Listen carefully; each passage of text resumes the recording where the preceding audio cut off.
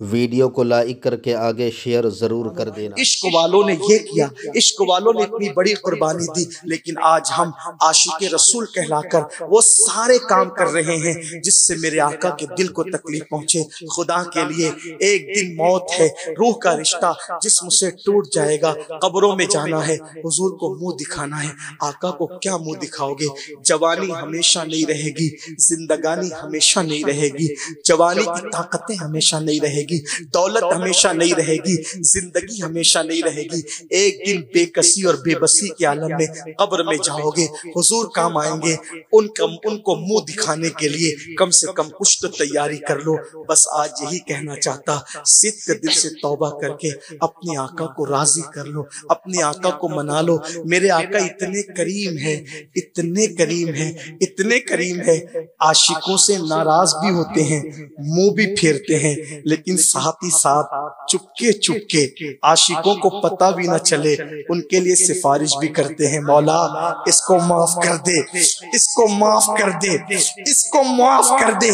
हज़रत काब बिन मालिक कहते हैं कि हुजूर तो मेरी तरफ देखते भी नहीं थे, मैं मस्जिद में आता था कोई सलाम भी नहीं करता था, कोई मिलता भी नहीं था, लेकिन जब मैं नमाज पढ़ने खड़े होता, तवज्जे, मुंह तो फेरते हैं, नाराज तो होते हैं, बड़ी क़यामत है, लेकिन साथ ही में जब हम उनसे मोहब्बत करते हैं और तड़पते हैं तो फिर वो भी कैसे कहते, जब मैं नमाज पढ़ता था तो हुजूर को मैं ऐसे देखता था। हुजूर तो कहते हैं कि जब मैं नमाज में होता था तो हुजूर मुझे देख रहे होते।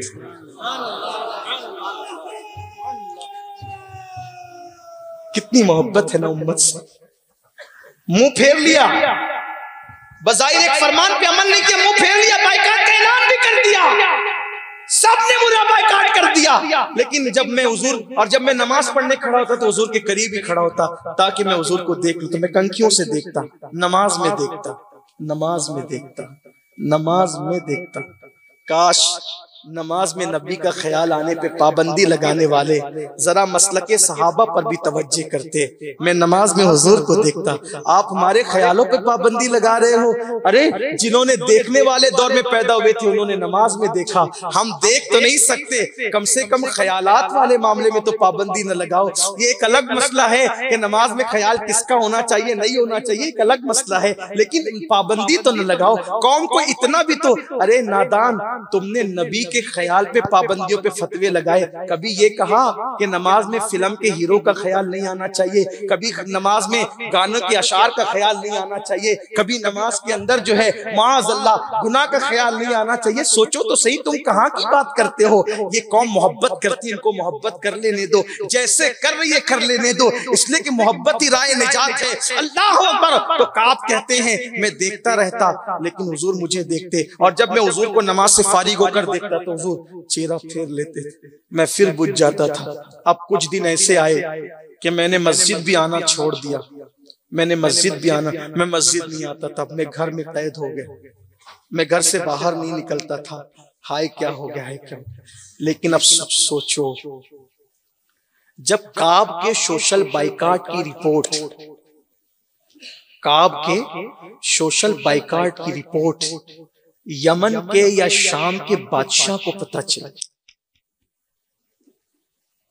कि काब जैसे इज्जतदार आदमी का मोहम्मद अरबी ने सोशल बाइकाट कर दिया है, तो उसने एक अपना एलची भेजा हज़रत काब के पास, क्योंकि काब छोटे मोटे आदमी नहीं थे, बहुत शान के आदमी थे। पड़ोसी मुल्क के बादशाह को पता चला तो उसने भी क्या सोचा, जब हुजूर ने बाइकाट कर दिया तो मैं काब को बुला लेता हूं और बुला करके माज़अल्लाह मैं उनको मोहम्मद अरबी से दूर कर दूंगा। फिर उनके दिल को देखो वही फिक्र आई ना, हुजूर से दूर करने की फिक्र। पहले दौलत दे दे करके दूर करने की कोशिश की गई, अब फिल्में और इंटरनेट के गंदे मनाजिर को ला करके दूर करने की फिक्र की जा रही है। वो नाकाम हो गए, ये कामयाब होते हुए नजर आ रहे हैं। मत जाओ अपने आका से दूर, जो नबी हर रोज बार बार हमें याद करते हो। हम एक दिन में अपने नबी को कितना याद करते हैं, कितना दुरूद पढ़ते हैं हुजूर पर, कितना जिक्र करते हैं हुजूर अलैहिस्सलाम का। वक्त का बादशाह हज़रत काब इब्ने मालिक को खत लिखता है, अपना एलची भेजता है कि मैंने सुना है कि तुम्हारे साहिब ने तुम्हारा बाइकाट किया है, छोड़ो इनको, आओ हमारी तरफ, तुम इज्जतदार हो, तुम्हें इज्जत अता करेंगे। हुजूर से छुड़वा कर बुला कौन रहा है? पता चला नबी के गुलाम कीमती कितने हो गए थे। जब तक बिका न था कोई पूछता न था, तुमने खरीद कर हमें अनमोल कर। सुभान अल्लाह, सुभान अल्लाह। बादशाह बुला रहे, आ जाओ, आ जाओ हमारे पास, आ जाओ। मोहम्मदुर रसूलुल्लाह के गुलाम का जरा, आ जाओ हमारे पास, आ जाओ। हजरत काब बिन मालिक के पास खत आया। उस रोम के एलची ने जब खत दिया, खत देखा, आंख में टप टप आंसू आ गए। आसमान की तरफ रुक करके कहते हैं, वो दिन आ गए कि अब काफिर भी मेरे नबी के साथ मेरी वफा पर शक और शुबा करने लगे। उनकी ये जुर्रत है कि मैं उनसे बागी हो जाऊंगा। उस खत को मरोड़ दिया और ये नहीं देखा कि बादशाह खत है, और कहा उस रोम के कुत्ते को कहना मोहम्मद अरबी के बाइकाट की वजह से वो मुझे बुलाना चाहता है। वल्लाह अगर मेरे नबी मेरी टिक्के बोटी भी उड़ा दे, मेरे जिस्म के टुकड़े टुकड़े भी कर दे, तो मैं वफाए मुस्तफा को छोड़कर किसी के पास तैयार नहीं हूँ। मुझे जान नहीं, मोहम्मदुर रसूलुल्लाह की चौखट प्यारी है। सुभान अल्लाह, सुभान अल्लाह, सुभान अल्लाह, अल्लाहू अकबर। एलची को ये जवाब दिया, जनाबे काब ने एलची को ये जवाब दिया, और जब ये जवाब दिया, अल्लाह तो देख रहे थे। इधर वो खत फाड़ करके फेंका और कहा कि वो मेरे टुकड़े कर दे, वो मालिक को मुख्तार है, बाइकाट की क्या बात है, वफा तो नहीं छोड़ूंगा।